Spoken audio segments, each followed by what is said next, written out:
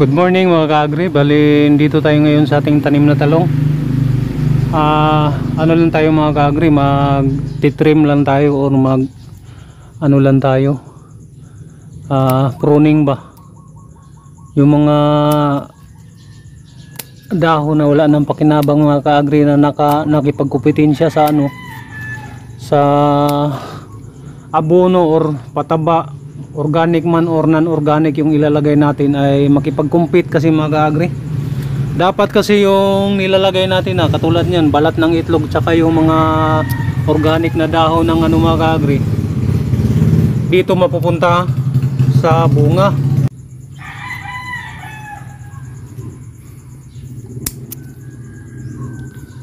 Yan yung ginagawa natin mga ka-agri.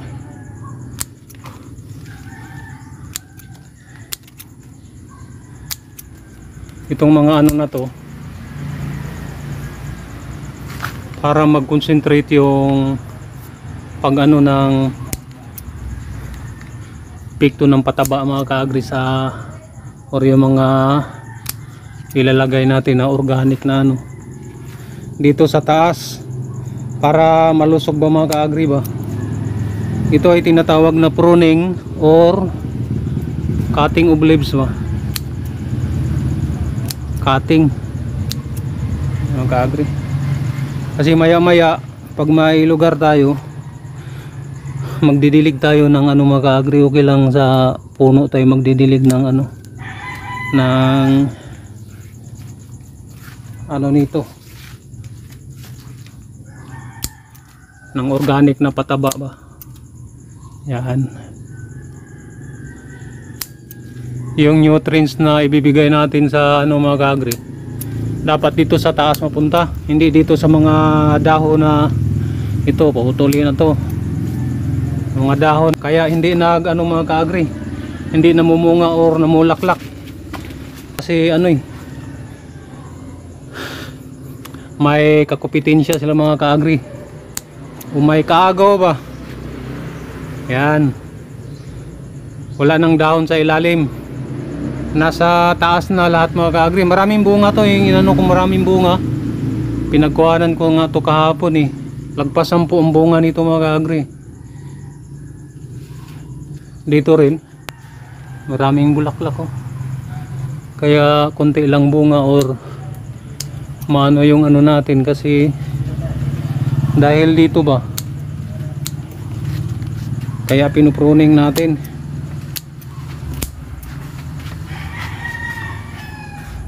Maya maya na tayo, magbigay tayo magdidilig tayo ba. Ka-agri, wala na to, nakipag-compete lang to sa sa taas tanggalin na to. Yan, pati ito tanggalin na lang yan. Sa taas na lang mag-concentrate.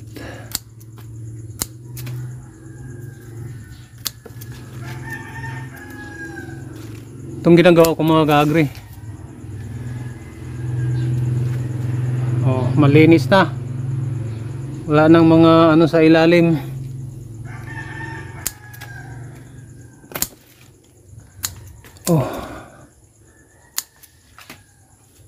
Yan,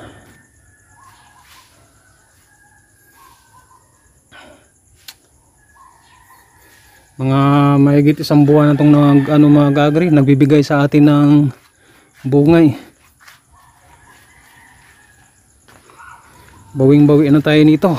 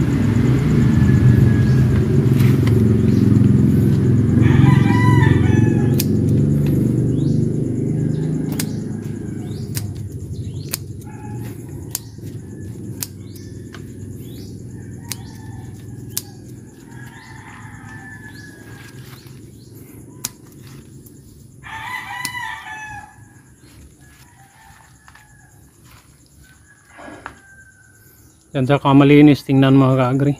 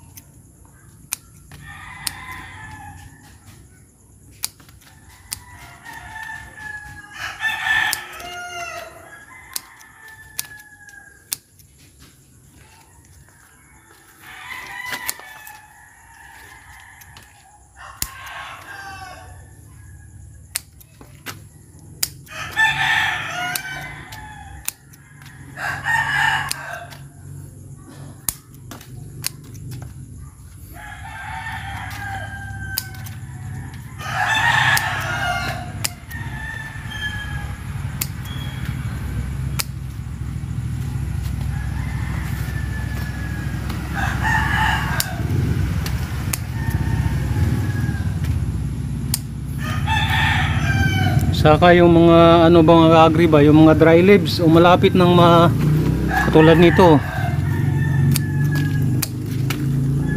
Yung matanda na dahon ba.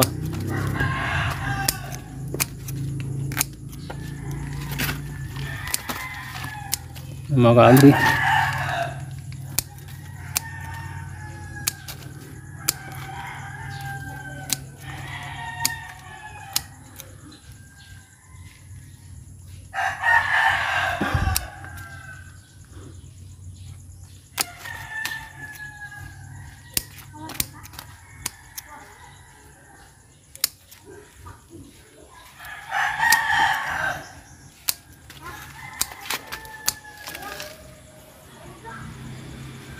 Ayan lang pong ating video ngayon. Marami pong salamat sa panonood. God bless.